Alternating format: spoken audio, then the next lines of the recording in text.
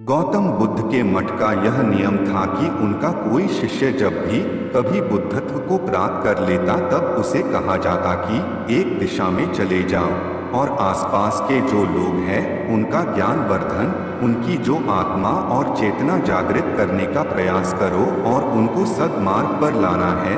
उनका एक शिष्य था जो 6 साल से मठ में रह रहा था और तपस्या कर रहा था।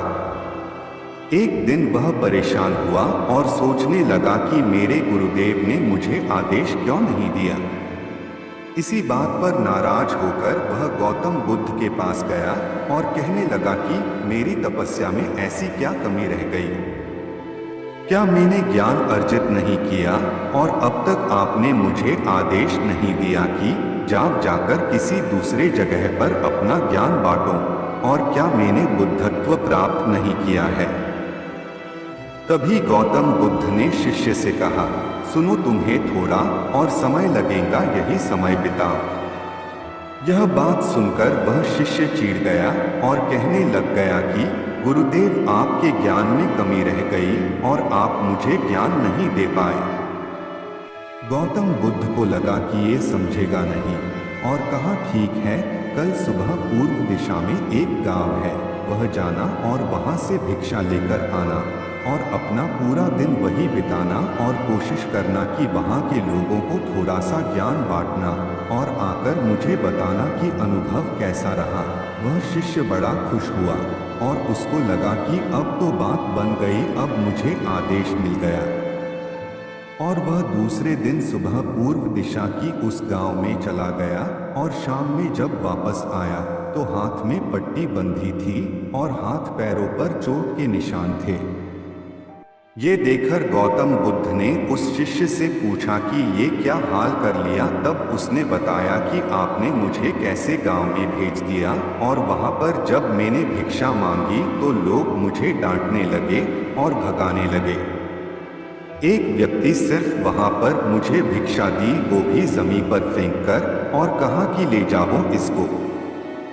इतने बुरे गांव में आपने मुझे ज्ञान बांटने के लिए भेजा, अब आप मुझे कल किसी और गांव भेज देना, मैं जाकर के ज्ञान वहां देकर आता हूँ। गौतम बुद्ध यह सुनकर थोड़ा मुस्कुराए और उन्हें तो पता था कि ये कुछ कर नहीं पाएगा और कहा कि ठीक है, अगले दिन तुम किसी और गांव जाना, लेकिन एक दिन के बाद जाना और एक दिन मठ में रुके रहना है।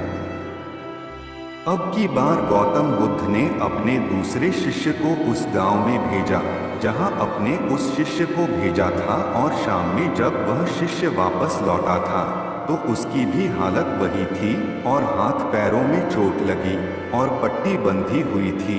गौतम बुद्ध ने पहले वाले शिष्य के सामने दूसरे शिष्य से पूछा कि हुआ क्या था। तब उसने कहा कि जिस गांव में आपने मुझे भेजा था वह के लोग बड़े भोले भाले हैं, भिक्षा दे नहीं रहे थे और एक व्यक्ति ने मुझे जमीन पर फेंककर भिक्षा दी और मैंने उसे स्वीकार कर लिया और उसे आशीर्वाद दिया कि तुम्हारा कल्याण हो। तो वह व्यक्ति चौंक गया और कहने लगा कि आप गजब के इंसान हो, मैं आपको जमीन पर फेंककर भिक्षा दे रहा हूँ और आपने मुझे कल्याण हो का आशीर्वाद दिया। तब मैंने उसे कहा कि मैं अपना कर्तव्य निभा रहा हूँ और आप भी बड़े दानी हो जो आपने मुझे भिक्षा दी है। उसके बाद में जब वह से निकल रहा था तब मैंने देखा कि एक बच्चा बीमार था और मैं जंगल में गया जड़ी बूटी लाने, और जब मैं लौट रहा था तब कुछ लोगों ने मुझे पकड़ लिया और पूछने लगे कि यह जड़ी बूटी कहाँ लेकर जा रहे हो।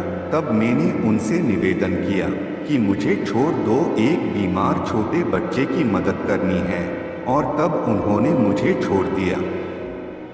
जब मैं गांव में वापस आकर उस बच्चे की मलहम पट्टी कर रहा था तो तभी गांव वाले मुझ पर हमला करने लगे। तब उस दानी व्यक्ति ने जिसने मुझे जमीन पर फेंककर भिक्षा दी थी उसने गांव वालों को रोका और कहा कि यह ठीक व्यक्ति है और इसे अपना काम करने दो। जब मैंने जड़ी बूटी लगाई तो बच्चा ठीक हो गया और सब मेरे लिए तालियां बजाने लगे। सभी गांव वाले कहने लगे कि कल फिर आएगा। गुरुदेव मुझे कल फिर उस गांव में भेजिएगा, क्योंकि वह बड़े ही भोले लोग हैं, समझते नहीं हैं, बस प्यार बहुत है। और अब की बार कोशिश करूंगा कि थोड़ा प्यार और उनके पास पहुंचाने का और ज्ञान उन तक पहुंचाने का। वो सब ज्ञानी तो है, लेकिन अनजान व्यक्ति से बात करने में डरते हैं। वो जो पहला शिष्य था जो एक दिन पहले उसे गांव में गया था, वह सुन रहा था और समझ रहा था। वो गौतम बुद्ध की चरणों में गिरकर बोला कि गुरुदेव, कमी तो मुझ में ही थी। आपने ज्ञान तो बहुत सारा दिया, लेकिन मैं उसे आचरण में नहीं ढाल पाया और मैं अहंकार को ऊपर रखा और उसी गांव के लोगों को पहचान नहीं पाया और मार खाकर चला आया। और मार तो इन्होंने भी खाई, लेकिन इनका अहंकार मिट चुका है और ये समझ चुके हैं कि वह लोग भोले भाले हैं और हमें उनसे अलग तरीकों से व्यवहार करना होगा और ज्ञान को आचरण में ढालकर उन लोगों तक पहुंचाना होगा। कहानी की सीख ये है कि अच्छा इंसान बनने पर ध्यान दीजिए, अच्छा समय अपने आप चला आएगा। हम अच्छा समय लाना चाहते हैं, लेकिन अच्छा इंसान नहीं बन पाते हैं और सारी गड़बड़ बस यही से हो जाती है।